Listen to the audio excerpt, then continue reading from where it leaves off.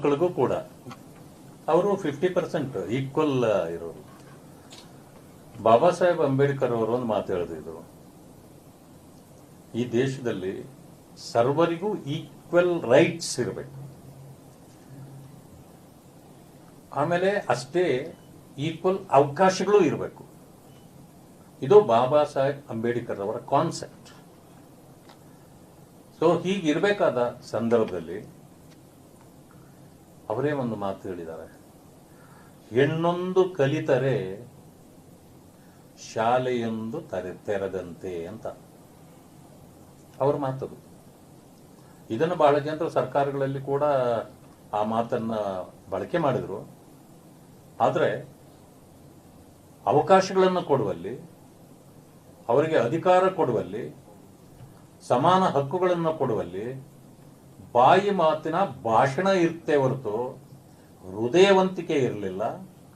ಇವತ್ತು ನಾರಿ ಶಕ್ತಿ ಎನ್ನುವ ಹೆಸರಿನಲ್ಲಿ ಪ್ರಧಾನಮಂತ್ರಿಗಳಾಗಿರ್ತಕ್ಕಂಥ ಮೋದಿಜಿಯವರು ಒಂದು ವಿಶೇಷ ಅಧಿವೇಶನವನ್ನು ಕರೆದು ಇವತ್ತು ಎಲ್ಲ ಹೆಣ್ಣು ಮಕ್ಕಳಿಗೂ ಕೂಡ ಸಮಾನ ಅವಕಾಶಗಳನ್ನು ಕೊಡಬೇಕು ಅನ್ನೋ ಕಾರಣ ನಾರಿ ಶಕ್ತಿಯ 3 ದಿನಗಳ ಇವತ್ತು ಸದನವನ್ನು ಕರೆದು ಒಂದು ಬಿಲ್ ಅನ್ನ ಮಂಡಿಸ್ತಾ ಇದ್ದಾರೆ. ಅದರಿಂದ ನನಗೆ ಅನಿಸೋದು, ಇನ್ನು ಮುಂದೆ ಹೆಣ್ಣು ಮಕ್ಕಳಿಗೂ ಕೂಡ ಎಲ್ಲ ರೀತಿಯ ಅವಕಾಶಗಳು ಕೂಡ ದೊರೆಯಲಿದೆ. ಇದಕ್ಕೆ ಹಿಂದೂ ಕೋಡ್ ಬಿಲ್ ತರುವ ಸಂದರ್ಭದಲ್ಲೂ ಕೂಡ ಹೆಣ್ಣು ಮಕ್ಕಳಿಗೆ ಅದಕ್ಕೂ ಹಿಂದೆ ವೋಟಿನ ಅಧಿಕಾರವೂ ಇರಲಿಲ್ಲ. ಬಾಬಾ ಸಾಹೇಬ್ ಅಂಬೇಡ್ಕರ್ ಅವರ ಆ ಶಕ್ತಿಯಿಂದ, ಅವರ ಯೋಚನೆಯಿಂದ, ಅವರ ಚಿಂತನೆಯಿಂದ ಹೆಣ್ಣು ಮಕ್ಕಳಿಗೆ ಆ ಕಾಲದಲ್ಲಿ ಮತದಾನದ ಹಕ್ಕು ಸಿಕ್ಕಿತ್ತು.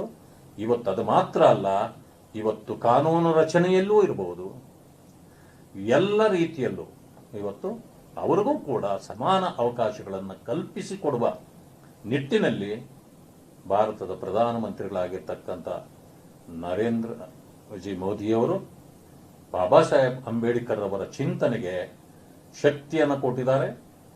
ಇನ್ನೂ ಅನೇಕ ವಿಚಾರಗಳನ್ನ, ಅವರ ಅನಿಸಿಕೆಗಳನ್ನ ಮೋದಿಜಿಯವರು ಕಾರ್ಯರೂಪಕ್ಕೆ ತರ್ತಾರೆ ಅಂತಕ್ಕಂಥ ಮಾತನ್ನ ತಮ್ಮ ಮುಂದೆ ಹೇಳಲಿಕ್ಕೆ ಬಯಸ್ತೇನೆ. ಆದ್ರಿಂದ ಇವತ್ತು ನಾವೆಲ್ಲರೂ ಕೂಡ ಒಕ್ಕೊರಳಿನಿಂದ ಈ ಬಿಲ್ಲನ್ನ ಪಾಸ್ ಮಾಡ್ತಾರೆ. ಕಾಂಗ್ರೆಸ್ನವರು ಯಾವುದು ಅಪಸ್ವರ ಇಂಡಿ ಗ್ರೂಪ್ನವರು ತೆಗೆಯೋದಿಲ್ಲ ಅಂತ ನಾನು ಅನ್ಕೊಳ್ತೀನಿ. ಯಾಕೆಂತಂದ್ರೆ ತೆಗೆದ್ರೆ ಬಹುಶಃ ಅವರ ಪರಿಸ್ಥಿತಿ ಗಂಭೀರ ಆಗಬಹುದು. ಅದಕ್ಕೆ ನಾವೆಲ್ಲರೂ ಕೂಡ ಇದನ್ನ ಬಹು ವಿಶ್ವಾಸದಿಂದ ನಾವು ಸ್ವಾಗತಿಸ್ತೇವೆ. ನಮ್ಮ ಪಕ್ಷದ ಪರವಾಗಿಯೂ ಇಡೀ ದೇಶದಲ್ಲಿರ್ತಕ್ಕಂಥ ಎಲ್ಲ ನಾರಿ ಶಕ್ತಿ ಇವತ್ತು ಬಾಬಾ ಸಾಹೇಬ್ ಅಂಬೇಡ್ಕರ್ ಅವರಿಗೂ ಕೃತಜ್ಞರು ಹೇಗಾಗಿದ್ದಾರೋ ಅಷ್ಟೇ ಮೋದಿಜಿಯವರಿಗೂ ಕೂಡ ಕೃತಜ್ಞರಾಗಿರ್ತಾರೆ ಅಂತ ನಾನು ಅಂದ್ಕೊಳ್ತೇನೆ.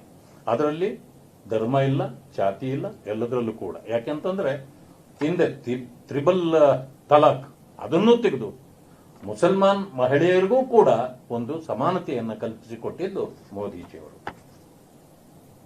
ಒಂದು ಎರಡನೇ ವಿಷಯ, ನಾನು ಬಹಳ ವಿಷಯಗಳಿದೆ, ಸ್ವಲ್ಪನೇ ನಾನು ಹೇಳ್ತಾ ಹೋಗ್ಬಿಡ್ತೇನೆ. ನಿಮಗೇನೋ ಪ್ರಶ್ನೆ ಇದ್ರೆ ಮಾತ್ರ ತಾವು ಕೇಳಬಹುದು, ಯಾಕೆಂದ್ರೆ ಇದೆಲ್ಲ ಇಂಪಾರ್ಟೆಂಟ್ ಇತ್ತು. ಅದಕ್ಕೆ ಬಾಬಾ ಸಾಹೇಬ್ ಅಂಬೇಡ್ಕರ್ ಅವರದ್ದು ನಿನ್ನೆಲ್ಲ ಮೊನ್ನೆ 14ನೇ ತಾರೀಕು ಜನ್ಮದಿನಾಚರಣೆ ಇತ್ತು. ಸುಮಾರು 150ಕ್ಕೂ ಹೆಚ್ಚು ಪ್ರಪಂಚದಲ್ಲಿ ದೇಶಗಳು ಬಾಬಾ ಸಾಹೇಬ್ ಅಂಬೇಡ್ಕರ್ ಅವರ ಜನ್ಮದಿನಾಚರಣೆಯನ್ನು ಕೊಂಡಾಡಿದ್ದಾರೆ. ಕರ್ನಾಟಕದ ಮಟ್ಟಕ್ಕೆ ಹೇಳೋದಾದ್ರೆ ಸರ್ಕಾರಕ್ಕೆ ಒಂದು ಏನೋ ಮಾಮೂಲಿಯಾಗಿ ಏನೋ ಮಾಡ್ತಾರೆ, ನಾವು ಹೋಗ್ಬೇಕು ಅನ್ನೋ ರೀತಿಯಲ್ಲಿತ್ತೇ ಹೊರತು ಅವರ ಬಗ್ಗೆ ಒಂದು ವಿಶ್ವಾಸ ಪ್ರೀತಿ ಕಂಡಿಲ್ಲ ನನಗೆ. ಯಾಕೆ ಅಂತ ಹೇಳ್ತೇನೆ, ಮಾನ್ಯ ಮುಖ್ಯಮಂತ್ರಿಗಳು 10 ಗಂಟೆಗೆ ಸಮಯ ಕೊಟ್ಟರು, ನಾವೆಲ್ಲ 9:45 ಹೋಗಿ ಕಾಯ್ತಾ ಇದ್ವಿ. ಅವರ ಕೆಲವು ಮಂತ್ರಿಗಳು, ಮಾನ್ಯ ಕೆ ಎಚ್ ಮುನಿಯಪ್ಪನವರು, ಆಂಜನೇಯ ಎಕ್ಸ್ ಮಿನಿಸ್ಟರು, ಇನ್ನೂ ಅನೇಕರು ಎಲ್ಲ ಮುಖಂಡರುಗಳು ಕಾಯ್ತಾ ಕುಳಿತಿದ್ರು. ನಾನು ಹೋಗಿ 9:45 ಕಾಯ್ತಿದ್ದೆ. ಅವರು ಬಂದಿದ್ದು 11 ಗಂಟೆಗೆ. ಕಾಂಗ್ರೆಸ್ನ ಕಾರ್ಯಕ್ರಮ ಆದರೆ ಸಮಯಕ್ಕೆ ಹೋಗ್ತೀರಿ, ಬೇರೆ ಬೇರೆ ಚಟುವಟಿಕೆಗಳಿಗೆ ಸಮಯಕ್ಕೆ ಹೋಗ್ತೀರಿ. ಬಾಬಾ ಸಾಹೇಬ್ ಅಂಬೇಡ್ಕರ್ ಅಂದ್ರೆ ಅಷ್ಟು ತಿರಸ್ಕಾರವ ನಿಮಗೆ? ನಾನು ಅದನ್ನ ಪ್ರೊಟೆಸ್ಟ್ ಮಾಡಿ ಬರ್ಬೇಕಂತಿದ್ದೆ, ಆದ್ರೆ ಬಾಬಾ ಸಾಹೇಬ್ ಅಂಬೇಡ್ಕರ್ ಅವರ ವಿಚಾರದಲ್ಲಿ ನಾವು ಅದನ್ನು ಪ್ರೊಟೆಸ್ಟ್ ಮಾಡಬಾರದು ಅನ್ನೋ ಕಾರಣಕ್ಕೆ ಇದ್ದು ಕಾರ್ಯಕ್ರಮ ಮುಗಿಸಿ ಬಂದೆ. ಅದಾದ ಮೇಲೆ ಅವ್ರದ್ದು ಕಾರ್ಯಕ್ರಮ ವಿಧಾನಸೌಧದ ಮೆಟ್ಟಲುಗಳ ಮೇಲೆ ಇತ್ತು. ಮೆಟ್ಟಲುಗಳ ಮೇಲೆ ನಡೆದಿದ್ದೆಲ್ಲ ಸುಳ್ಳುಗಳು. ಆ ಸುಳ್ಳುಗಳು ಏನು ಅಂತಂದ್ರೆ, ದಲಿತ ಸಮುದಾಯಗಳನ್ನು ಕುಳಿಸ್ಕೊಂಡೇ ಬಿಜೆಪಿಯವರು ಹೇಳ್ತಾರೆ ಬಾಬಾ ಸಾಹೇಬ್ ಅಂಬೇಡ್ಕರ್ ಅವರನ್ನ 52ರಲ್ಲಿ ಸೋಲಿಸಿದ್ದು ಕಾಂಗ್ರೆಸ್ ಅಂತಾರೆ. ಇದು ಸುಳ್ಳು ಅಂತಾರೆ. ಮಾನ್ಯ ಸಿದ್ದರಾಮಯ್ಯನವ್ರಿಗೆ ಎಷ್ಟು ವಯಸ್ಸಿರ್ಬೋದು ಅವತ್ತು? 52ಕ್ಕೆ ಏನ್ ಗೊತ್ತಿತ್ತು ನಿಮ್ಗೆ? ಅದೆಲ್ಲ ಹಿಸ್ಟ್ರಿ ನೋಡಿ ಎಲ್ಲ ನಾವು ತಿಳ್ಕೊಳ್ಬೇಕು. ನಾನು ನಿಮಗೆ ಹೇಳ್ತೇನೆ, ನೀವು ಸೋಲಿಸಿದ್ದು ನೀವೇ, ಕಾಂಗ್ರೆಸ್ನವರೇ. ಇದನ್ನ ನಾನು ವಿಡಿಯೋಗಳು ಬೇಕಾದಷ್ಟಿವೆ, ನಾನೆಲ್ಲ ತೋರಿಸ್ಬೇಕು ಅಂತಿದ್ದೆ, ಸಮಯ ಆಗುತ್ತೆ, ನಾನು ಅದನ್ನ ಯಾವುದನ್ನು ತೋರಿಸ್ಲಿಕ್ಕೆ ಹೋಗಲ್ಲ. ನಿಮ್ಮ ಸದನದಲ್ಲೇ ನಿಂತು ಶಾಸಕರಾಗಿದ್ದ, ಈಗ ಮಾಜಿ ಶಾಸಕರಾಗಿರ್ತಕ್ಕಂಥ, ಸ್ಪೀಕರ್ ಆಗಿದ್ದ ರಮೇಶ್ ಕುಮಾರ್ ಅವರು ಏನ್ ಹೇಳಿದ್ರು? ಬಾಬಾ ಸಾಹೇಬ್ ಅಂಬೇಡ್ಕರ್ ಅವರಿಗೆ ನಾವು ಮಾಡಬಾರದ ಅನ್ಯಾಯ ಮಾಡಿದ್ದೇವೆ, ನಾವು ಅವರನ್ನು ಸೋಲಿಸಿದ್ದೇವೆ. 52ರಲ್ಲಿ ಅವರನ್ನು ನಾವು ಹೆಂಗ್ ಉಪಯೋಗ ಮಾಡಬೇಕಾಗಿತ್ತಂದ್ರೆ, ನಮ್ಮ ಕ್ಯಾಂಡಿಡೇಟ್ ಹಾಕದೇನೆ ನಾವು ಅವ್ರನ್ನ ಗೆಲ್ಲಿಸಬೇಕಾಗಿತ್ತು. ಇವತ್ತು ಹೊಗಳೋದು ಬೇರೆ, ಆದ್ರೆ ಮಾಡಿದ ಅನ್ಯಾಯ ಮಾಡಿ ಆಗೋಗಿದೆ, ಪಶ್ಚಾತ್ತಾಪ ಪಡಬೇಕು ಕಾಂಗ್ರೆಸ್ ಅಂತ ಹೇಳಿದ್ದಾರೆ. ಇದಕ್ಕೇನು ನಿಮ್ಮ ಉತ್ತರ? ನೀವು ಕಾಂಗ್ರೆಸ್ ವಿರೋಧಿಯಾಗಿ ಬದುಕದವರು ಮಾನ್ಯ ಸಿದ್ದರಾಮಯ್ಯನವರೇ. ಇವತ್ತು ಕಾಂಗ್ರೆಸ್ಗೆ ಬಂದು ಸುಳ್ಳು ಹೇಳಲಿಕ್ಕೆ ಪ್ರಾರಂಭ ಮಾಡಿಬಿಟ್ರಲ್ಲ, ನೀವು ಸುಳ್ಳರಾಮಯ್ಯ ಆಗ್ಬಿಟ್ರಲ್ಲ. ಬಾಬಾ ಸಾಹೇಬ್ ಅಂಬೇಡ್ಕರ್ ಅವರ ಬಗ್ಗೆ ಇಷ್ಟು ಹಗುರವಾಗಿ ನೀವು ಮಾತಾಡಬಾರದು. ಮಾತಿಗೆ ದಲಿತರ ಬಗ್ಗೆ ಮಾತಾಡ್ತಕ್ಕಂಥದ್ದು, ಅಂಬೇಡ್ಕರ್ ಅವರ ಬಗ್ಗೆ ಮಾತಾಡ್ತಕ್ಕಂಥದ್ದು, ದಾರಿ ತಪ್ಪಿಸ್ತಕ್ಕಂಥದ್ದು, ನೀವು ಎಷ್ಟು ಒಂದು ಕೆಟ್ಟ ವ್ಯವಸ್ಥೆಯನ್ನ ಇವತ್ತು ಹುಟ್ಟು ಹಾಕ್ತಾ ಇದ್ದೀರಿ ಅಂತೇಳಿ ಎಲ್ಲರಿಗೂ ಕೂಡ ಇದಾಗ್ತಾ ಇದೆ. ಮಾನ್ಯ ಪ್ರಿಯಾಂಕಾ ಖರ್ಗೆ ಅವರು ಕೂಡ ಬಹಳ ಸಾರಿ ಹೇಳಿದ್ರು. ನಾನು ಇವತ್ತು ಇದೇ ಮಾತನ್ನ ಸಿದ್ದರಾಮಯ್ಯನವರು ಹೇಳಿದ್ದಾರೆ, ನಾನು ಇನ್ನೊಂದು ಸಾರಿ ನಿಮ್ಮ ಮುಂದೆ ಪ್ರದರ್ಶನ ಮಾಡ್ತೇನೆ ಈ ಪತ್ರವನ್ನ. ಈ ಪತ್ರ ಯಾರ್ದು ಗೊತ್ತಾ? ಬಾಬಾ ಸಾಹೇಬ್ ಅಂಬೇಡ್ಕರ್ ಅವರು ಕಮಲ್ ಕಾಂತ್ ಅನ್ನೋರ ಅವರ ಸ್ನೇಹಿತರಿಗೆ ಬರೆದಿರ್ತಕ್ಕಂಥ ಪತ್ರ. ಇದರಲ್ಲಿ ಒಂದು ಚರ್ಚೆ ನಡೀತದೆ. ಆ ಚರ್ಚೆಯಲ್ಲಿ ಬಾಬಾ ಸಾಹೇಬ್ ಅಂಬೇಡ್ಕರ್ ಅವರು ಏನ್ ಹೇಳಿದ್ದಾರೆ ಅಂದ್ರೆ, ನಿಮ್ಮ ವ್ಯಾಖ್ಯಾನಗಳು ಅದೇನೋ ಸರಿ ಇರಬಹುದು, ನನಗೆ ಗೊತ್ತಿಲ್ಲ, ಆದ್ರೆ ಇಲ್ಲೇನಿದೆ ಅಂತಂದ್ರೆ, ಈ ಅಶೋಗೇಕರ್ ಅಂತಕ್ಕಂಥ ವ್ಯಕ್ತಿ ನನ್ನಲ್ಲಿಗೆ ಬಂದಿದ್ದ. ಅವ ಒಂದು ಮಾತು ಹೇಳ್ದ, ಈ ಕಮ್ಯುನಿಸ್ಟ್ ಪಕ್ಷದ ಡಾಂಗೆಯವರು ಮತ್ತು ಕಾಂಗ್ರೆಸ್ ಪಕ್ಷದ ನಾಯಕರು ಪಾಟೀಲ್ರವರು ಅಂತ ಆವತ್ತು ಮುಂಬೈ ಭಾಗದ ಅಧ್ಯಕ್ಷರಾಗಿದ್ದಕ್ಕಂಥ ಪಾಟೀಲ್ರವರು ಇಬ್ಬರು ಸೇರ್ಕೊಂಡು ನಮ್ಮನ್ನ ಸೋಲಿಸಿದ್ರು ಅಂತ ಇತ್ತು. ಆದ್ರೆ ಇವರೆಂತ ಏನ್ ಹೇಳಿದ್ರು ಅಂತಂದ್ರೆ, ಡಾಂಗೆ ಅವರು ಮತ್ತು ಸಾವರ್ಕರ್ ಅವರು ನೀವು ಇದಕ್ಕೇನು ಕಾಶ್ಮೀರ್ ವಿಷಯದಲ್ಲಿ ನೀವು ಎತ್ತಿದ ವಿಚಾರಕ್ಕೆ ಕೋಪಗೊಂಡು ನಿಮ್ಮನ್ನ ಸೋಲಿಸಲಿಕ್ಕೆ ಪ್ರಯತ್ನ ಮಾಡಿದ್ರು ಅಂತ ನನಗೆ ಯಾರೋ ಹೇಳಿದ್ದಾರೆ ಅಂತೇಳಿ ಬಾಬಾ ಸಾಹೇಬ್ ಅಂಬೇಡ್ಕರ್ ಮುಂದೆ ಅವ್ರು ಹೇಳಿದ್ರಂತೆ. ಅದನ್ನ ಅವರು ಹಿಂಗ್ ಹೇಳ್ದ ಅಂತೇಳಿ ಪತ್ರದಲ್ಲಿ ಬರೆದವ್ರೆ. ಇಂಥವರೇ ನನ್ನನ್ನು ಸೋಲಿಸಿದ್ರು ಅಂತ ಅವ್ರು ಒಪ್ಪಲಿಲ್ಲ. ಆದ್ರೆ ಅವ್ರು ಹೇಳಿದ್ದು ಡಾಂಗೆ ಮತ್ತು ಕಾಂಗ್ರೆಸ್ ನನ್ನನ್ನು ಸೋಲಿಸಿದ್ದಾರೆ ಅಂತ ಇದರಲ್ಲಿ ಇದೆ, ಈ ಪತ್ರದಲ್ಲಿ. ಪಾಪ ಕುರುಡ ಕಣ್ಣು ಕಾಣಲ್ವಾ ಮಾನ್ಯ ಮುಖ್ಯಮಂತ್ರಿಗಳಿಗೆ? ಸುಳ್ಳು ರಾಮಯ್ಯ ಹೋಗಿ ಕುರುಡು ರಾಮಯ್ಯನೂ ಆಗಿಬಿಟ್ರೆ ಹೇಗೆ ಸ್ವಾಮಿ? ಈ ಪತ್ರವನ್ನು ಓದ್ರಿ, ನಾನು ನಿಮಗೆ ಚಾಲೆಂಜ್ ಮಾಡ್ತೇನೆ. ಇದು ಅವರ ಕೈ ಬರಹ. ನಿಮ್ಮ ಪ್ರಿಯಾಂಕಾ ಖರ್ಗೆ ಅವರು ಸುಳ್ಳು ಹೇಳೋದ್ರಲ್ಲಿ ನಿಸೀಮರು. ಅವರು ಕೊಟ್ಟ ಪತ್ರ ಓದಿ ಇದನ್ನೆಲ್ಲ ಹೇಳ್ತೀರಿ. ಅವರೇ ಹೇಳಿದ್ದಾರೆ ಪ್ರಿಯಾಂಕಾ ಖರ್ಗೆ ಅವರು, ಹೌದು ಏನೀಗ we are also party and they are also party, we fielded a candidate and he contested against Ambedkar, so maybe defeated, he have been defeated. ನಾವು ಬೇರೆ ಪೊಲಿಟಿಕಲ್ ಪಾರ್ಟಿ, ಅವ್ರು ಬೇರೆ ಪೊಲಿಟಿಕಲ್ ಪಾರ್ಟಿ. ಏನಿವಾಗ ಅದು ಕೂಡ ವಿಡಿಯೋ ಓಡಾಡ್ತಾ ಇದೆ ಅಂತೇಳಿ ಅವರು ಹೇಳಿದ್ದಾರೆ. ಇಷ್ಟೇ ಯಾಕೆ, ಅನ್ಯ ನೆಹರೂರವರು ಪತ್ರ ಬರೀತಾರೆ, ಲೇಡಿ ಮೌಂಟ್ ಬ್ಯಾಟನ್ ಅವ್ರಿಗೆ ಪತ್ರ ಬರೀತಾರೆ. ನಾವು ಎಡ್ವಿನ್ ಅವ್ರಿಗೆ ಬರೀತಾರೆ, ನಾವು ಏನೇ ಆಗಲಿ ಈ ಸಾರಿ ಡಾಕ್ಟರ್ ಅಂಬೇಡ್ಕರ್ ಅವರನ್ನ ನಾವು ಡಿಫೀಟ್ ಮಾಡಿಬಿಟ್ವಿ ಅಂತ ಅವರೇ ಬರೀತಾರೆ. ಅದಕ್ಕೂ ಕೂಡ ದಾಖಲೆ ಇದೆ. ಮತ್ತೆ ಯಾವುದನ್ನ ಹಿಡಿದು ನೀವು ಸುಳ್ಳು ಅಂತ ಹೇಳ್ತೀರಿ? ಮಾನ್ಯ ಸಿದ್ದರಾಮಯ್ಯನವರೇ, ಕಾಂಗ್ರೆಸ್ ಕಪಟ ನಾಟಕಗಳನ್ನು ಆಡಬೇಡಿ ವೋಟ್ ಬ್ಯಾಂಕ್ಗಾಗಿ. ಸತ್ಯ ಒಪ್ಕೊಳ್ಳಿ. ನಿಮ್ಮ ರಮೇಶ್ ಕುಮಾರ್ ಅವರಿಗೆ ನೀವು ಉತ್ತರ ಕೊಟ್ಟರೆ ಸಾಕು. ಎಲ್ಲ ನಿನ್ನೆಯಿಂದ ಎಲ್ಲ ಓಡಾಡ್ತಾ ಇವೆ. ಇಂಥ ಒಂದು ಕೆಟ್ಟ ಪರಂಪರೆಗೆ ಸಿದ್ದರಾಮಯ್ಯನವರು ಮಾಡಿದ್ದಾರೆ. ಆದ್ದರಿಂದ ಅವರ ಹೇಳಿಕೆಯನ್ನ ನಾನು ಖಂಡಿಸ್ತೇನೆ ಮತ್ತು ವಿರೋಧಿಸ್ತೇನೆ. ಮೂರನೇದಾಗಿ, ಅಲ್ಪಸಂಖ್ಯಾತರ ಪಾಡು ಕಾಂಗ್ರೆಸ್ನಲ್ಲಿ ಏನಾಗಿದೆ? ನಾವು ಬಹಳ ಕಾಲ ಹೇಳ್ತಾ ಇದ್ವಿ ಇದು. ನೋಡಿ, ಅಲ್ಪಸಂಖ್ಯಾತರಿಗೆ ರಕ್ಷಣೆಗೆ ಕಾಂಗ್ರೆಸ್ ಯಾವತ್ತೂ ಇಲ್ಲ. ನೀವು ಅವರು ಬಿಜೆಪಿ ಗುಮ್ಮ ತೋರಿಸೋ ಕಾರಣ ನೀವೇನ್ ಮಾಡ್ತಾ ಇದ್ದೀರಿ? ಕಾಂಗ್ರೆಸ್ ಸಪೋರ್ಟ್ಗೆ ಹೋಗ್ತಾ ಇದ್ದೀರಿ. ಯಾಕೆ? ಕಾಂಗ್ರೆಸ್ ಈಗ ನಮ್ಮ ಪಕ್ಷ ಬಂದು 12 ವರ್ಷಗಳಿಂದ ಈ ದೇಶ ಆಳ್ತಾ ಇದೆ. ನಿಮ್ಗೇನ್ ತೊಂದರೆ ಆಯ್ತು? ಏನ್ ಅನ್ಯಾಯ ಆಯ್ತು? ಎಲ್ಲೂ ಯಾರಿಗೂ ಅನ್ಯಾಯ ಆಗಿಲ್ಲ. ಇವತ್ತು ಇಡೀ ದೇಶದಲ್ಲಿ ಮುಸಲ್ಮಾನರು ಮೋದಿಯವರನ್ನ ಮೆಚ್ಚತಕ್ಕಂಥ ಕೆಲಸವನ್ನು ಮಾಡ್ತಿದ್ದಾರೆ. ಆದ್ರಿಂದ ಜಬ್ಬಾರ್ ಅವರನ್ನ ಪಕ್ಷದಿಂದ ಸದಸ್ಯತ್ವದಿಂದನೇ ಹೊರಹಾಕಲಾಗಿದೆ.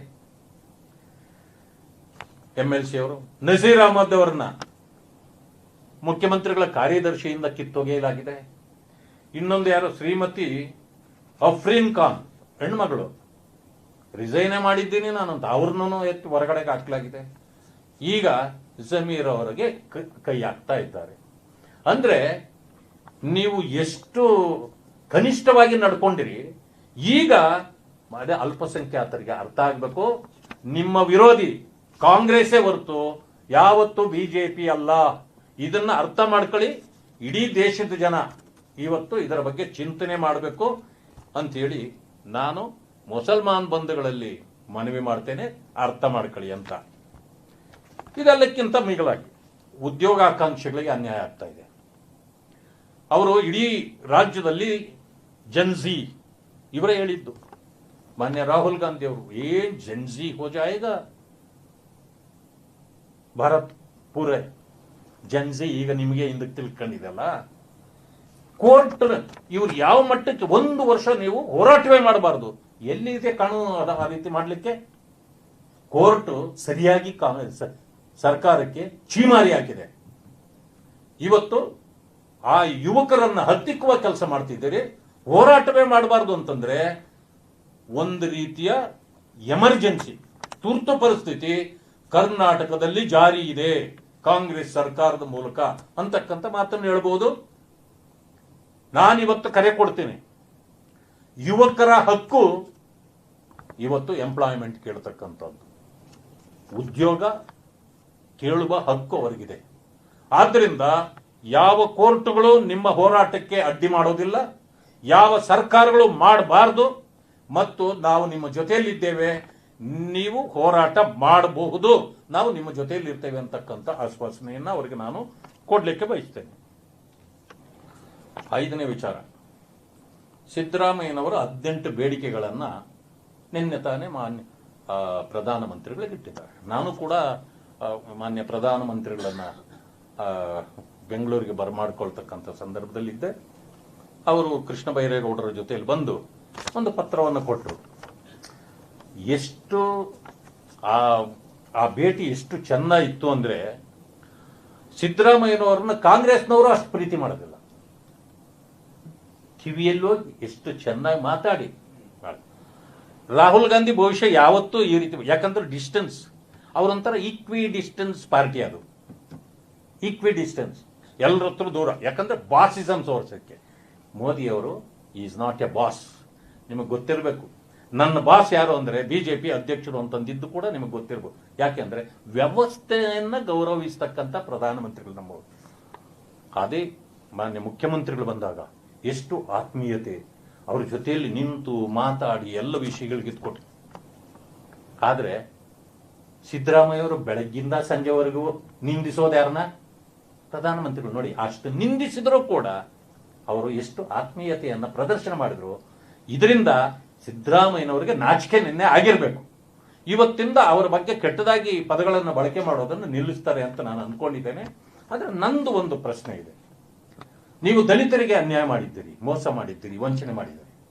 SCP TSP ಹೆಸರಿನಲ್ಲಿ ಹಣ ದಲಿತರಿಗೆ ಇಟ್ಟಿದ್ದೇವೆ ಅಂತೇಳಿ ಅದನ್ನು ಸಂಪೂರ್ಣವಾಗಿ ನೀವು ಬೇರೆದಕ್ಕೆ ಬಳಕೆ ಮಾಡಿ, ಗ್ಯಾರಂಟಿಗಳಿಗೆ ಬಳಕೆ ಮಾಡಿ ನಮಗೆ ಅನ್ಯಾಯ ಮಾಡಿದ್ದಾರೆ ಅಂತ ಜನ ಮಾತಾಡ್ತಿದ್ದಾರೆ, ಪರಿಶಿಷ್ಟ ಜಾತಿ ವರ್ಗಗಳು. ಆ ಕಾರಣದಿಂದ ಏನು 18 ಇದನ್ನ ಹೇಳಿದ್ದೀರಿ ನೀವು, ಈ 18ಕ್ಕೂ ಮಾನ್ಯ ಪ್ರಧಾನಮಂತ್ರಿಗಳು ಏನು ಮನವಿ ಕೊಟ್ಟಿದ್ದಾರೆ ಮುಖ್ಯಮಂತ್ರಿಗಳು, ಅದನ್ನ ಪರಿಗಣಿಸಲಿ. ಯಾವಾಗ ಪರಿಗಣಿಸಬೇಕು ಗೊತ್ತಾ? ಪರಿಶಿಷ್ಟ ಜಾತಿ ವರ್ಗಗಳಿಗೆ ಇಟ್ಟಿರ್ತಕ್ಕಂಥ ಸಂಪೂರ್ಣ ಹಣವನ್ನ ಅವರಿಗೆ ವಾಪಸ್ ಕೊಡುವವರೆಗೆ 1 ರೂಪಾಯಿನೂ ಕೂಡ ಅವರು ಕೇಳಿರ್ತಕ್ಕಂಥ ಹಣ ಬಿಡುಗಡೆ ಮಾಡಬಾರದು. ಅದನ್ನು ತಡೆದೇ ಹಿಡಿಬೇಕು. ದಲಿತ ಸಮುದಾಯಗಳಿಗೆ ಆಗಿರ್ತಕ್ಕಂಥ ಅನ್ಯಾಯವನ್ನು ಇವರು ಸರಿಪಡಿಸಿ ಅವರಿಗೆ ಕೊಡಬೇಕಾದ ಎಲ್ಲ ಹಣ ವಾಪಸ್ ಕೊಡುವವರೆಗೆ ಮಾನ್ಯ ಪ್ರಧಾನಮಂತ್ರಿಗಳಲ್ಲಿ ನಾನು ಮನವಿ ಮಾಡ್ತೇನೆ, ಯಾವುದೇ ಕಾರಣಕ್ಕೆ ಆ ಹಣ ಬಿಡುಗಡೆ ಆಗಬಾರದು. ಇದು ನಮ್ಮ ಈ ಪರಿಶಿಷ್ಟ ಜಾತಿ ವರ್ಗಗಳಿಗೆ ಬರಬೇಕಾದ ಹಣ ಇವರು ವಾಪಸ್ ಕೊಟ್ಟಿದ್ದೀವಿ ಸಹ, ನೀವು ಅವುಗಳನ್ನ ಪರಿಗಣಿಸಬೇಕು. ಇವತ್ತು ನೋಡಿ, ಕರೋನಾ ಇತ್ತು. ಕರೋನಾ ಸಂದರ್ಭದಲ್ಲಿ ಇವ್ರು ಏನ್ ಮಾಡಿದ್ರು? ಮೇಕೆದಾಟು ಮೇಕೆದಾಟು ಮೇಕೆದಾಟು ದಾಟಿದ್ದೇ ಇಲ್ಲ. ಅದು ಅಲ್ಲೇ ಉಳಿದೋಯ್ತು.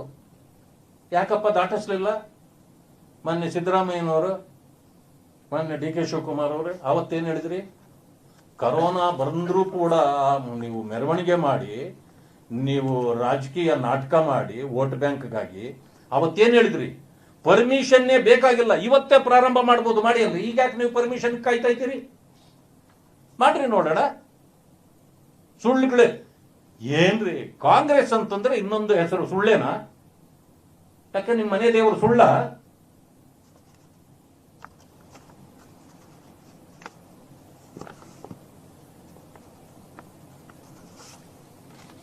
ಈಗಾಗಲೇ ಇಷ್ಟು 18 ಕಾರ್ಯಕ್ರಮಗಳಿಗೆ ನೀವು ಹಣ ಕೇಳಿದಿರಲ್ಲ, ಇವೆಲ್ಲ ಡೆವಲಪ್ಮೆಂಟ್ ಕಾರ್ಯಕ್ರಮಗಳು. ಡೆವಲಪ್ಮೆಂಟ್ಗೆ ನಿಮ್ಮ ಫೇಲ್ಯೂರ್ ಅಲ್ವಾ ಇದು? ಇದೆಲ್ಲ ಬರೀ ಅವ್ರಿಗೆ ಕೇಳಿದ್ದೀರಿ, ಕೇಂದ್ರಕ್ಕೆ. ನೀವು ಮಾಡಿದ್ದೇನು ಅಂದ್ರೆ ನೀವು ಅವ್ರು ಕೊಟ್ರೆ ಮಾತ್ರ ಡೆವಲಪ್ ಮಾಡೋರ? ನಿಮ್ಮ ನಿಮ್ಮ ಅಭಿವೃದ್ಧಿ ಎಲ್ಲೋಯ್ತು? ನೀವು ಮಾಡಿ ಅದರಿಂದ ಏನಾದರೂ ಕೇಂದ್ರದ ಪಾಲು ಬರಬೇಕು ಅಂತಿದ್ದರೆ ಕೇಳಬೇಕಲ್ವಾ? ಅಂದ್ರೆ ನೀವು ಒಂದು ಡೆವಲಪ್ಮೆಂಟ್ ಕಾರ್ಯ ಬಗ್ಗೆನೂ ಮಾತಾಡಿಲ್ಲ, ಎಲ್ಲ ಅದನ್ನೇ ಕೇಳಿದಿರಿ. ಆದ್ರಿಂದ ಈ ಡೆವಲಪ್ಮೆಂಟ್ ಆಗಬೇಕು, ನಾನು ಒಪ್ತೇನೆ. ಯಾಕಂದ್ರೆ ನನ್ನ ರಾಜ್ಯ ಅಭಿವೃದ್ಧಿ ಆಗಬೇಕು, ಕೇಂದ್ರದಿಂದ ಬರಬೇಕಾದ ಪಾಲೂ ಬರಬೇಕು. ಆದರೆ ಪಾಲು ಯಾವಾಗ ಬರಬೇಕಂದ್ರೆ ನಮ್ಮ ಪರಿಶಿಷ್ಟ ಜಾತಿ ವರ್ಗಗಳಿಗೆ ಆಗಿರ್ತಕ್ಕಂಥ ಅನ್ಯಾಯ, ಅವರ ದುಡ್ಡು ತಿಂದಿರೋದು ಕಕ್ಕುವವರೆಗೆ ವಾಪಸ್ಸು ಮಾನ್ಯ ಪ್ರಧಾನಮಂತ್ರಿಗಳು ಇದನ್ನ ಪ್ರತ್ಯೇಕವಾಗಿ ಇಡಬೇಕು ಅಂತೇಳಿ ಅವರಲ್ಲಿ ನಾನು ಮನವಿ ಮಾಡ್ತೇನೆ. ಆಮೇಲೆ ಅರಣ್ಯ ಭೂಮಿಗಳ ಬಗ್ಗೆ ಬಹಳ ದೊಡ್ಡ ಇದು ನಡೀತಾ ಇದೆ ಬೆಂಗಳೂರಿನಲ್ಲಿ. ನಿನ್ನೆ ಒಂದು ಮೀಟಿಂಗ್ ನಡೆದಿದೆ. ರೆವಿನ್ಯೂ ಮಿನಿಸ್ಟರ್ ಕೃಷ್ಣ ಬೈರೇಗೌಡರು, ಫಾರೆಸ್ಟ್ ಮಿನಿಸ್ಟರ್ ಈಶ್ವರ್ ಖಂಡ್ರೆ ಅವರು, ಮುಖ್ಯಮಂತ್ರಿಗಳು ಎಲ್ಲ ಸೇರಿ ಮಾಡಿದ್ದಾರೆ. ನಿನ್ನೆ ಒಂದು ತೀರ್ಮಾನಕ್ಕೆ ಬಂದಿದೆ. ಕೋರ್ಟ್ ಆದೇಶ ಒಂದಾಗಿದೆ. ಮಾಜಿ ಸಚಿವರಾಗಿರ್ತಕ್ಕಂಥ ರಮೇಶ್ ಕುಮಾರ್ ಅವರು, ಶ್ರೀನಿವಾಸಪುರದ, ಅವ್ರದ್ದು 68-70 ಎಕರೆ ಜಮೀನು ಫಾರೆಸ್ಟ್ ಲ್ಯಾಂಡ್. ಅದು ತಕ್ಷಣ ಅದನ್ನ ವಾಪಸ್ ತಗೊಳ್ಬೇಕು ಅಂತ ಕೋರ್ಟ್ನ ಆದೇಶ ಆಗ್ಬಿಟ್ಟಿದೆ. ಈಗ ಫಾರೆಸ್ಟ್ ಡಿಪಾರ್ಟ್ಮೆಂಟ್ ಅದನ್ನು ತಗೋಬೇಕು. ನಿನ್ನೆ ನಡೆದಿರೋದೇನಂದ್ರೆ, ರಾಜ್ಯದಲ್ಲಿ ಎಲ್ಲಾ ಫಾರೆಸ್ಟ್ ಲ್ಯಾಂಡ್ ತಗೋಬೇಕು ಅಂತ ಸರ್ಕಾರ ಒಂದ್ ಕಡೆ ಹೇಳೋದು, ಇದೇ ಈಶ್ವರ್ ಖಂಡ್ರೆ ಅವರು ಹೇಳ್ತಾರೆ, ಮುಖ್ಯಮಂತ್ರಿಗಳು ಹೇಳ್ತಾರೆ. ನಿನ್ನೆ ನಡೆದಿದ್ದೇನು ಗೊತ್ತಾ? ಹೇಗಾದ್ರೂ ಮಾಡಿ ರಮೇಶ್ ಕುಮಾರ್ ಅವರ ಜಾಗ ಉಳಿಸ್ಕೊಳ್ಬೇಕು. ಹೇಗೆ ಉಳಿಸಬಹುದು? ರೆವಿನ್ಯೂ ಮಿನಿಸ್ಟ್ರು ಈ ರೆವಿನ್ಯೂ ಡಿಪಾರ್ಟ್ಮೆಂಟ್ಗೆ ಸಂಬಂಧಪಟ್ಟಿರ್ತಕ್ಕಂಥ ಸರ್ಕಾರಿ ಭೂಮಿ ಈಗ 60 ಚಿಲ್ಲರೆ ಎಕರೆ ಅವ್ರದ್ದು ಏನನ್ನ ನೀವು ತಗೊಂಡಿದ್ದೆ ಇದು ಅವರು ಇಟ್ಕೊಂಡಿದ್ದಾರೋ ಅದಕ್ಕೆ ಪ್ರತಿಯಾಗಿ ಸರ್ಕಾರ ಫಾರೆಸ್ಟ್ ಡಿಪಾರ್ಟ್ಮೆಂಟ್ಗೆ ಹಣ ಇದು ಜಮೀನು ಕೊಟ್ಬಿಡೋದಂತೆ ಬೇರೆ ಕಡೆ, ಆ ಜಮೀನ್ ಅವ್ರಿಗೆ ಉಳಿಸ್ಕೊಟ್ಟು ಬಿಡೋದಂತೆ. ಯಾವ ನ್ಯಾಯ ಇದು? ಯಾವ ಕೋರ್ಟಲ್ಲಿ ತೀರ್ಮಾನ ಆಗಿದೆ ಇದು? ಈ ತರ ಸರ್ಕಾರಕ್ಕೆ ಯಾವುದಾದ್ರೂ ಜಮೀನನ್ನ ನೀವು ಬಳಕೆ ಮಾಡ್ಕೊಂಡ್ರೆ ಸರ್ಕಾರ ಆ ಜಮೀನಿಗೆ ತಕ್ಕಷ್ಟು ಬೇರೆ ಕಡೆ ಜಮೀನು ಕೊಡಬೇಕು ಅಂತಿದೆ. ಹಾಗಿದ್ರೆ ಇದುವರೆಗೂ ಎಲ್ಲೆಲ್ಲಿ ನೀವು ಜಮೀನುಗಳನ್ನ ಬೇರೆಯವರು ಪರಬಾರೆ ಮಾಡಿರೋದಾಗಿರ್ಬೋದು ಅಥವಾ ಬಳಕೆ ಮಾಡಿರೋದಾಗಿರ್ಬೋದು ಅದೆಲ್ಲರಿಗೂ ಕೊಡ್ತೀರಾ? ರಮೇಶ್ ಕುಮಾರ್ ಅವರಿಗೆ ಕೊಡಬೇಕು ಅಂತ ತೀರ್ಮಾನ ಮಾಡಿದ್ದೀರಲ್ಲ ನಿನ್ನೆ, ಇನ್ನು ಗುಟ್ಟಾಗೆ ಇದೆಯಲ್ಲ ಅದು. ನಮಗೆ ಗೊತ್ತಿದೆ ಎಲ್ಲೆಲ್ಲಿ ಏನು ನಡೆದಿದೆ ಅಂತ. ಅದನ್ನು ಕೊಡ್ತೀರಾ ಮಾನ್ಯ ಮುಖ್ಯಮಂತ್ರಿಗಳೇ? ನಿಮ್ಮ ಅನುಕೂಲಕ್ಕಾಗಿ ಸರ್ಕಾರ ಇರೋದಾ?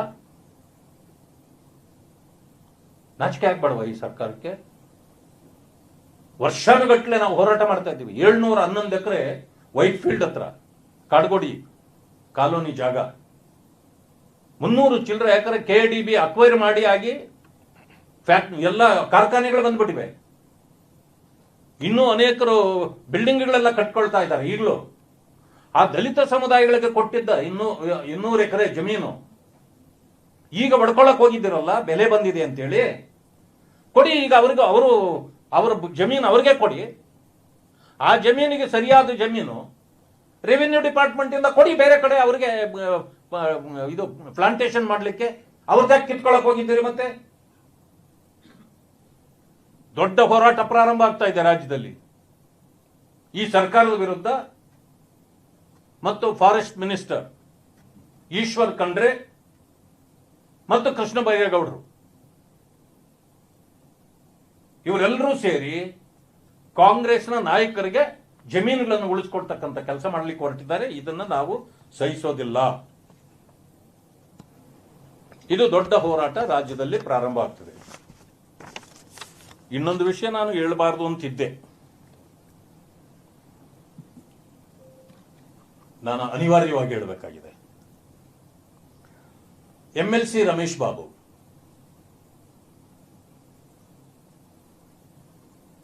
ನಾಲಿಗೆ ಓದಿ ಅಂತೆಲ್ಲ ಹರಿಬಿಟ್ಟಿದ್ದಾರೆ ನನ್ನ ಬಗ್ಗೆ. ಇದಕ್ಕೆ ನಾನು ಉತ್ತರ ಕೊಡಬೇಕಂತ ಅನ್ಸಿರ್ಲಿಲ್ಲ ನನಗೆ. ಯಾಕೆಂತಂದ್ರೆ ಪದ ಬಳಕೆ ಇದೆಯಲ್ಲ, ಏಸಿಗೆ ತಿನ್ನೋ ನಾಲಿಗೆ ಕೂಡ ಆ ಬಳಕೆ ಮಾಡೋದಿಲ್ಲ. ಏಸಿಗೆ ತಿನ್ನೋ ನಾಲಿಗೆ ಇದೆಯಲ್ಲ ಅದು ಕೂಡ ಅಂತ ಪದಗಳನ್ನು ಬಳಕೆ ಮಾಡೋದಿಲ್ಲ. ಮಲ್ಲಿಕಾರ್ಜುನ್ ಖರ್ಗೆ ಅವರು ಮುಸಲ್ಮಾನ್ ಬಂಧುಗಳನ್ನು ಎತ್ತಿ ಕಟ್ಟಲಿಕ್ಕೆ ಅಸ್ಸಾಂನಲ್ಲಿ ಕೊಟ್ಟ ಹೇಳಿಕೆ ಅದು ಇಡೀ ದೇಶದಲ್ಲಿ ಖಂಡನೆಗೆ ಪಾತ್ರವಾಗಿದೆ. ಯಾಕೆಂದ್ರೆ ವಿಷಸರ್ಪ ಒಂದು ನಮಾಜ್ ಮಾಡುವಾಗಲೂ ನಿಮ್ಮ ಮುಂದೆ ಬಂದ್ರೆ ನಮಾಜನ್ನ ನಿಲ್ಲಿಸಿ ಅದನ್ನು ಕೊಲ್ಲಬೇಕು. ಬಿಜೆಪಿ ಮತ್ತು RSS ವಿಷಸರ್ಪಗಳಿದ್ದಂತೆ, ನೀವು ಅವರನ್ನು ಕೊಲ್ಲಲಿಲ್ಲ ಅಂದ್ರೆ ನಿಮ್ಮ ಉಳಿಗಾಲ ಇಲ್ಲ ಅಂತ ಹೇಳಿದ್ದಾರೆ. ಇದಕ್ಕೆ ನಾವೇನಾದ್ರೂ ಪದ್ಮಭೂಷಣಕ್ಕೆ ಇವಾಗ ಬಹಳ ಚೆನ್ನಾಗಿ ಹೇಳಿದಿರಿ, ಇದಕ್ಕೆ ಪದ್ಮಭೂಷಣ ಕೊಡಬೇಕು ಇಲ್ಲಂದ್ರೆ ಭಾರತ ರತ್ನ ಕೊಡಬೇಕು ಅಂತ ಹೇಳ್ಬೇಕಾ? ಇದನ್ನು ಖಂಡಿಸಬೇಕಲ್ಲ. ನಾನು ಭಾರತೀಯ ಜನತಾ ಪಕ್ಷದ ಒಬ್ಬ ಕಾರ್ಯಕರ್ತನಾಗಿ, ರಾಜ್ಯದ ಪ್ರತಿಪಕ್ಷದ ನಾಯಕನಾಗಿ ನನ್ನ ಕರ್ತವ್ಯ ಮಾಡಿದೆ. ಹೇಳಿದ್ದೇನೆ ನಾನು ಇದರ ವಿರುದ್ಧ ಕ್ರಮ ಜರುಗಿಸಬೇಕು ಅಂತ. ಅದಕ್ಕೆ ಏನು ವೀರಾವೇಶದಿಂದ ಇನ್ನೇನು MLC ಇಷ್ಟರಲ್ಲೇ ಮುಗಿದು ಬಿಡ್ತದೆ. ಅವ್ರು ಸುಮ್ಮನಿದ್ರು ಬಹುಶಃ ಅವ್ರಿಗೆ ಕೊಡೋರು. ಯಾಕೆಂತಂದ್ರೆ ಅವ್ರನ್ನ ಯಾಕೆ ಅಲ್ಲಿ MLC ಮಾಡ್ತಾವ್ರೆ ಅಂತ ನನಗೂ ಗೊತ್ತಿದೆ. ಅದರಲ್ಲೂ ಖರ್ಗೆ ಅವರೇ ಅವರ ಗಾಡ್ ಫಾದರ್ ಮಾಡ್ತಾ ಇದ್ದಾರೆ. ನಾವು ಖರ್ಗೆ ಅವ್ರನ್ನ ಬಹುಕಾಲದಿಂದ ಗಾಡ್ ಫಾದರ್ ಅನ್ಕೊಂಡಿದ್ದೆ, ನಮ್ಮನ್ನು ಮಾಡ್ತಿರ್ಲಿಲ್ಲ. ಅವ್ರನ್ನ ಮಾಡ್ತಾರೆ. ಯಾಕಂದ್ರೆ ನನ್ನನ್ನ ಟಾರ್ಗೆಟ್ ಮಾಡಿ ಮಾತಾಡ್ತಾರೆ ಅಂತ. ಆದ್ರೆ ಹೇಸಿಗೆ ತಿನ್ನೋ ನಾಲಿಗೆ ತರ ಹರಿಬಿಟ್ಟು ನನ್ನ ಕುಟುಂಬ ಎಲ್ಲವನ್ನೂ ಎತ್ತಿ ಹಾಕಿದ್ದಾರೆ. ಆದ್ರೆ ನಾನು ಅದನ್ನ ಬೇರೆ ರೀತಿ ತೀರಿಸ್ಕೊಳ್ಬಹುದು, ಅದು ನನಗೆ ಅಂಥದ್ದಲ್ಲ. ನಾವು ಬಾಬಾ ಸಾಹೇಬ್ ಅಂಬೇಡ್ಕರ್ ಅವರ ನೀತಿ ಸಿದ್ಧಾಂತಗಳಲ್ಲಿ ಬೆಳೆದವರು. ಆದರೆ ಇದು this is the last and final warning to Ramesh, mind your language. ನಿನ್ನ ಗುಲಾಮಿಗಿರಿ ನೀವು ಯಾರು ಬೇಕಾದ್ರೂ ಮಾಡ್ಕೊಳ್ಳಿ ನೀವು, ಆದರೆ ಭಾಷೆ ಇಡ್ತಾ ಇರಲಿ. ನೀವು ಒಬ್ಬ ವಕೀಲರು ಅಂತ ಅಂದ್ಕೊಂಡು ನಿಮಗೆ ಬಹಳ ಗೌರವ ಕೊಡ್ತಿದ್ದೆ. You are unfit to be a lawyer, advocate. ನಿಮ್ಮ ಭಾಷೆ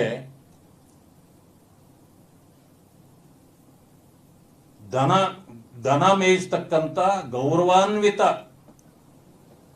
ವ್ಯಕ್ತಿಗಳು ಕೂಡ ನಿಮ್ಮಷ್ಟು ಕೆಟ್ಟ ಭಾಷೆ ಬಳಸೋದಿಲ್ಲ. ನಿಮಗೇನಾದರೂ ಯೋಗ್ಯತೆ ಇದ್ರೆ ಸರ್ಕಾರ ನೀವೇ ನಡೆಸ್ತಾ ಇದ್ದೀರಲ್ಲ, ನೀವೇನೇನು ನನ್ನನ್ನು ಪ್ರಶ್ನೆ ಮಾಡಿದ್ದೀರಿ ಅದಕ್ಕೆಲ್ಲ ಉತ್ತರ ಹುಡುಕೊಳ್ಳಿ ನೀವೇ. ನಾನು ಅದನ್ನು ನನ್ನ ಬಾಯಲ್ಲಿ ಮತ್ತೊಮ್ಮೆ ಹೇಳಕ್ ಹೋಗೋದಿಲ್ಲ. ಆದರೆ ಇನ್ನೊಂದು ಸಾರಿ ನಿಮ್ಮ ಗುಲಾಮಿಗಿರಿ ಅಲ್ಲಿ ಮಾಡಿಕೊಂಡು ಏನು MLC ಮುಂದೆ ಇನ್ನೊಂದು ಸಾರಿಗೆ ಕಂಟಿನ್ಯೂ ಆಗ್ಬೇಕಲ್ಲ, ಆ ಕಾರಣಕ್ಕೆ ನೀವು ಈ ರೀತಿ ಎಲ್ಲ ಮಾತಾಡಿದ್ದೀರಿ. ಹೋಗ್ಲಿ, ನನ್ನನ್ನು ನೀವು ಆ ರೀತಿ ಮಾತಾಡಿದ್ದಕ್ಕೆ ಖರ್ಗೆ ಅವರು ನಿಮ್ಮನ್ನು MLC ಮಾಡೇ ಮಾಡ್ತಾರೆ. ಕಾಂಗ್ರೆಸ್ನವ್ರಿಗೆ ಎಂಥದ್ದೇ ಬೇಕಲ್ವಾ, ಇಂಥ ಭಾಷೆ ಮಾತಾಡೋರೇ ಬೇಕು. ಯಾರ್ಯಾರು ಎಂತೆಂಥ ಭಾಷೆಗಳು ಉಪಯೋಗಿಸ್ತಾರೋ ಅಂಥವ್ರನ್ನೆಲ್ಲನೂ ಮುಂಚೂಣಿ ನಾಯಕತ್ವ ಕೊಡ್ತಾರೆ ಅವ್ರಿಗೆ. ಅದಕ್ಕೆ ರಮೇಶ್ ಬಾಬು ಅದರ ಮಾತಾಡಿ ಗಿಟ್ಟಿಸ್ಕೊಳ್ಬೇಕು ಅಂತೇಳಿ ಪಾಪ ಮಾಡಿದ್ದಾರೆ. ನಾನು ರೆಕಮೆಂಡ್ ಮಾಡ್ತೇನೆ, ಮಾನ್ಯ ಸಿದ್ದರಾಮಯ್ಯನವರೇ, ಮಾನ್ಯ DK ಶಿವಕುಮಾರ್ ಅವರೇ, ಮಾನ್ಯ ಖರ್ಗೆಜಿ ಅವರೇ, ಇಂಥ ಕೆಟ್ಟ ಪದ ಬಳಕೆ ಮಾಡ್ತಕ್ಕಂಥವ್ರನ್ನ ನಮ್ಮ ಕಡೆ ಅಲ್ಕಾಂಚನ ಅಂತಾರೆ. ಅದೇನೋ ಗೊತ್ತಿಲ್ಲ ಭಾಷೆ ನನಗೆ. ಆದರೆ ಇಂಥ ಭಾಷೆ ಬಳಸೋರನ್ನ ನೀವು ಮೇನ್ ಸ್ಟ್ರೀಮಲ್ಲೇ ಇಟ್ಕೊಳ್ಳಿ. ಇಂಥ ಗುಲಾಮಗಿರಿ ಮಾಡೋರ್ಗೇನೆ ನೀವು ಅವಕಾಶ ಕೊಡಿ. ಅವರನ್ನ ಇನ್ನೊಮ್ಮೆ ಪಾಪ ಎದ್ದು ಬಿದ್ದು ನಿಮಗೆ ಬ್ಯಾಟಿಂಗ್ ಮಾಡಿದ್ದಾರೆ, ದಯವಿಟ್ಟು ಅವ್ರನ್ನ MLC ಆಗಿ ಮುಂದುವರಿಸಿ. ಆದರೆ ಅವ್ರು ಏನಾದರೂ ಕೆಟ್ಟದಾಗಿ ಮಾತಾಡಿದ್ರೆ ಮುಂದೆ ನಾನು ನೋಡ್ಕೊಳ್ತೀನಿ, ಅವ್ರನ್ನ ನೋಡ್ಕೊಳ್ತೀನಿ ಅಂದ್ರೆ ಬೇರೆ ಥರ ಅಲ್ಲ, ನ್ಯಾಯಾಲಯ ಇಲ್ವಾ ಅಲ್ಲಿ ನೋಡ್ಕೊಳ್ತೀನಿ, ಏನು ತೊಂದರೆ ಇಲ್ಲ ಅಂತೇಳಿ ತಮ್ಮ ಮೂಲಕ ಅವ್ರಿಗೂ ಕೂಡ ಎಚ್ಚರಿಕೆ ಕೊಡಲಿಕ್ಕೆ ನಾನು ಬಯಸ್ತೇನೆ.